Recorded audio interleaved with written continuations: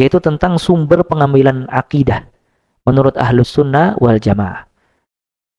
Ahlus Sunnah wal Jamaah tadi meyakini kalau Allah dapat dilihat, kalau surga dan neraka itu ada, siksa kubur, nikmat kubur ada. Dari mana mereka meyakini itu? Nah, ini maksud dari sumber pengambilan akidah Ahlus Sunnah wal Jamaah. Akidah Ahlus Sunnah wal Jamaah ya ikhwah, tauqifiyah. Apa tauqifiyah? Ya, hukum akidah Ahlus Sunnah wal Jamaah adalah perkara tauqifiyah. Apa perkara tauqifiyah? Apa ikhwah? Hah? Tauqifiyah itu yang ditetapkan berdasarkan dalil dari Al-Quran dan As-Sunnah. Artinya tidak ada boleh pendapat pribadi seseorang menetapkan seputar akidah. Tidak boleh. Dia akidah tidak terima pendapat manusia, ya, tidak menerima pendapat pribadi, tidak menerima ijtihad seseorang. Akidah Ahlus Sunnah wal Jamaah bayin, jelas. Diambil sumbernya dari mana? Al-Quran dan As-Sunnah, Al-Quran dan hadis. Karena dia perkara tauqifiyah. Syekh Shalih Al-Fauzan hafizahullah berkata, walihada, antum perhatikan, walihada kana manhajus salafus salih wa man ittaba'ahum fi talaqqil aqidati maqsuran 'ala al-kitab was sunnah. Syekh Shalih Fauzan dalam kitab beliau Aqidatut Tauhid, oleh karena ini manhajus salaf dan orang-orang yang mengikuti manhajus salaf dalam mempelajari akidah hanya terbatas sumbernya dari Al-Quran dan As-Sunnah. Jadi nggak boleh seseorang bilang, menurut ana kayaknya di kuburan nggak ada azab kayaknya. Nggak boleh kayak gitu. Menurut ana. Kalau menurut ana kayaknya di akhirat nggak mungkin seseorang bisa lewat jembatan yang tipis seperti sehelai rambut, lebih tajam dari pisau.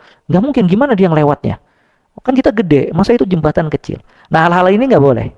Bisa dipahami ya? Ya.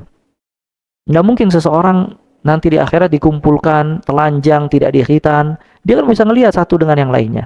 Nah, hal-hal ini tidak boleh. Dia harus maksur, harus membatasi dirinya dalam mempelajari akidah sesuai dalil Al-Quran dan As-Sunnah. Nggak boleh keluar dari itu. Tidak boleh ada ijtihad pribadi dia. Tidak boleh ada pendapat dia. Dan tidak boleh akal-akalan. Tidak boleh dia menolak hal-hal yang berkaitan dengan akidah Ahlus Sunnah wal Jamaah. Ya subhanallah. Di sini bahayanya ya ikhwah. Seseorang belajar baca buku sebanyak-banyaknya tapi tidak memiliki prinsip yang benar di atas akidah. Karena pernah dulu i'tikaf di Masjid At-Tin. Dulu, ya mungkin 2012 apa 2013. Belum ada Fatimah. Subhanallah, kita lagi berbincang sama teman-teman, datang satu orang. Anak muda, kelihatan emang dia hobi baca, kemudian punya latar belakang pendidikan yang bagus. Ya, dia bilang, Utsman ibn Affan termasuk sahabat yang nepotisme. Dia punya kesalahan, dia nepotisme. Memasukkan keluarga-keluarganya, saudara-saudaranya di dalam pemerintahan dia, dan dia tidak memilih orang-orang yang selainnya. Ini perkataan subhanallah azim. Padahal Utsman siapa? Utsman dikatakan oleh Nabi SAW, Utsman fil jannah, Utsman di surga. Dan dia dinamakan dengan Dzun Nurain, yang punya dua cahaya karena menikahkan dua anak Nabi atau dua putri Nabi Muhammad SAW. Sampai Nabi SAW ketika duduk tersingkap betisnya, kemudian Utsman masuk, ditutup betisnya. Ditanyakan kepada Nabi SAW, sesungguhnya para malaikat malu kepada Utsman, bagaimana aku tidak malu kepada Utsman ibn Affan? Dan Utsman memiliki keutamaan yang sangat besar. Dalil yang mengatakan Utsman nepotisme itu adalah dalil orang Khawarij yang benci kepada Utsman. Sebagaimana orang-orang Syiah berlebihan kepada Ali bin Abi Thalib radhiyallahu ta'ala, maka orang-orang Khawarij juga membenci Utsman ibn Affan radhiyallahu ta'ala. Maka dia mengatakan kalau Utsman nepotisme. Akhirnya anak tanya, antum tahu dari mana? Anda baca satu kitab. Ya. Nah ini kesalahan seseorang tidak belajar akidah. Maka akidah ini filter, yang dia baca kitab manapun, dia punya tameng dan filter untuk bisa mengetahui mana yang salah, mana yang benar. Di antara bab akidah ya ikhwah, akidah nanti mengajarkan kepada kita bagaimana sikap kita kepada para sahabat Nabi sallallahu alaihi wasallam. Dan ingat, sahabat Nabi sallallahu alaihi wasallam bukan nabi. Artinya dia tidak maksum, tidak terjaga dari kesalahan. Dan sahabat itu ada salah. Makanya antum pernah dengar ada sahabat yang dirajam. Sahabiyah dirajam. Ada sahabat dicambuk karena minum khamr. Dan ada pertikaian di antara mereka. Cuma Ahlus Sunnah memiliki sikap yang tepat dalam menyikapi kesalahan yang ada di tengah-tengah sahabat-sahabat Nabi Muhammad sallallahu alaihi wasallam. Ya, kalau mereka kita yakini tidak maksum, tidak terlepas dari kesalahan, namun kebaikan yang mereka berikan kepada umat dan mereka amalkan jauh lebih besar dibandingkan kesalahannya. Maka keburukan-keburukan mereka terampuni dengan kebaikan-kebaikan mereka yang sangat besar. Apa kebaikan mereka? Mereka berjumpa dengan Nabi sallallahu alaihi wasallam. Mereka jihad dengan Nabi Muhammad sallallahu alaihi wasallam. Mereka menyumbangkan harta mereka untuk Nabi sallallahu alaihi wasallam. Ya, sebagian mereka dibunuh di tengah-tengah perang. Ya, dan mereka kuat Islamnya dan seterusnya. Maka kebaikan-kebaikan ini tidak bisa disamakan dengan kebaikan-kebaikan orang yang datang setelah mereka. Oleh karena itu di antara prinsip Ahlus Sunnah wal Jamaah adamul khawd. Dia tidak masuk terlalu dalam di dalam menyikapi kesalahan-kesalahan yang terjadi di tengah-tengah sahabat-sahabat Nabi sallallahu alaihi wasallam. Karena mereka telah terampuni oleh Allah dengan dalil-dalil dan juga telah diampuni oleh Allah dengan kebaikan-kebaikan yang mereka kerjakan. Oleh karena itu Allah mensifati mereka dengan radhiyallahu anhum wa radu an. Maka orang kalau punya prinsip ini ya ikhwah, dia baca satu kitab kayak tadi, ada kalimat Utsman nepotisme. Langsung ada filter, oh kitab ini salah. Kenapa? Karena akidah saya meyakini tidak boleh mencela sahabat-sahabat Nabi dan menjatuhkan mereka. Bisa dipahami ya? Nah, cuman ketika orang tidak punya filter, dia baca kitab, dia dengarkan kajian, akhirnya dia terombang-ambing dengan syahwat. Dan itu baru satu poin. Sedangkan syubhat, sebagaimana dikatakan oleh Imam Az-Zahabi rahimahullah, khattafah. Syubhat itu bagaikan sambaran petir. Wa innal qulub la dha'ifah. Sesungguhnya hati sangat mudah. Ada kitab tafsir dijadikan rujukan oleh para ulama, cuman pengarangnya punya kesalahan dalam bab akidah. Salah satu kesalahannya, dia tidak meyakini kalau di akhirat Allah dapat dilihat. Bisa dipahami ya?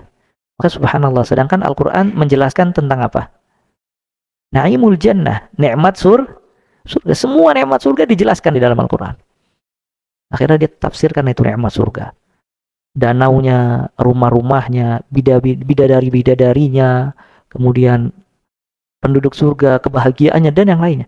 Dia udah jelaskan secara panjang lebar tentang kenikmatan surga.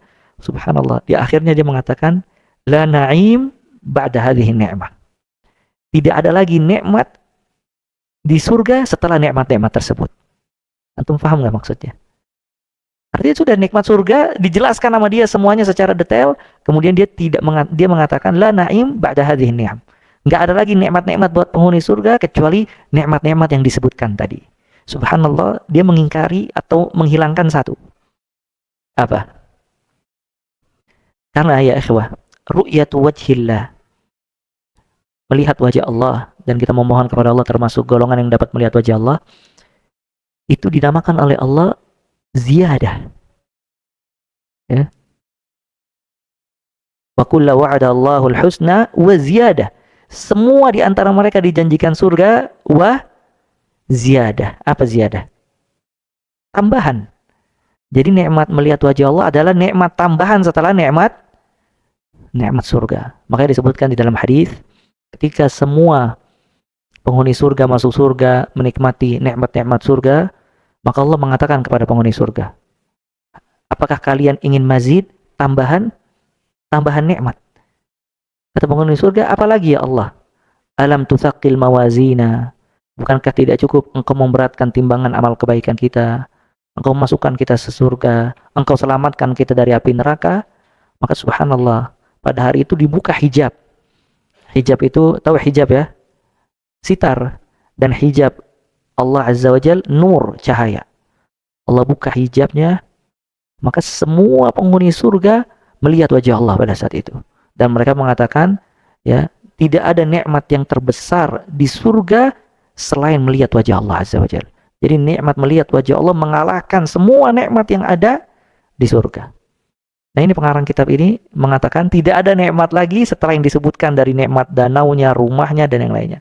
Dia menghilangkan ziyadah, nikmat tambahan melihat wajah Allah Azza wa Jalla. Maka di sini pentingnya seseorang memiliki akidah Ahlus Sunnah wal Jamaah. Kalau dia tahu nanti di akhirat dia akan melihat wajah Allah Azza wa Jalla dan dia meyakini perkara itu.